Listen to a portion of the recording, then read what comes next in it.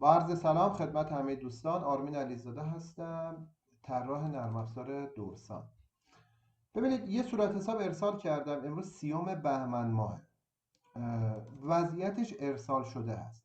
میخوام به لحاظ فنی ببینم و خیالم راحت بشه که مشکل از چه چیزی هست.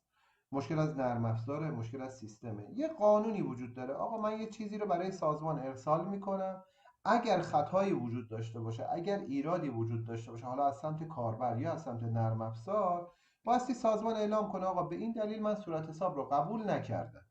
ولی وقتی که این طولانی میشه ارسال شده، یه راه فنی داره که خیال کاربر رو راحت کنه که مشکل از خودش یا مشکل از نرم افزارش نیست.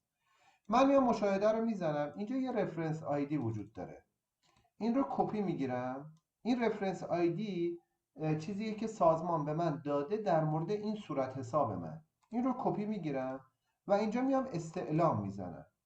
این استعلام یعنی از سازمان سوال میپرسم آقا این صورت حساب من در چه وضعیتیه. قبلا وقتی که صورت حساب طولانی میشد پندینگ بود، الان آپدیت زدن شده این پراگرس، یعنی در حال پردازش هستم. من هنوز خودمم نمیدونم، من سازمان، من کارپوشه، من سرور سازمان نمیدونم این صورت حساب تکلیفش چیه. اوکی. این یک مرحله که سازمان نشون میده که سازمان در حال پردازش صورت حسابتون هست. نگاه کنید یو 207 این پراگرس. خب من یک نمونه دیگه صورت حساب رو بهتون نشون بدم که مثلا تایید شده باشه که مفهوم بهتر جا بیفته. من همین صورت حساب تایید شدم رو میام رفرنس نامبرش، رفرنس آیدیش رو کپی میگیرم و پیستش میکنم و اینجا استعلام میگیرم. ببینید اینجا میگه چی؟ یو 2027 ساکسس، یعنی تایید شده این صورت حساب. اگر نیازی به این بود که من نرم افزار آپدیتی باید بکنم، من آپدیت هام رو انجام دادم. این اصلا خود سرور سازمان دقیقا داره میگه آقا من دارم پردازش میکنم این صورت ثابت رو. ببینید مجدد من این رو میارم که حالا ببینید صورت حساب در وضعیت ارسال شده هست.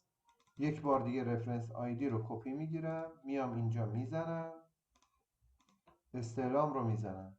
ببینید این پراگرس یعنی من سازمان دارم پردازش میکنم.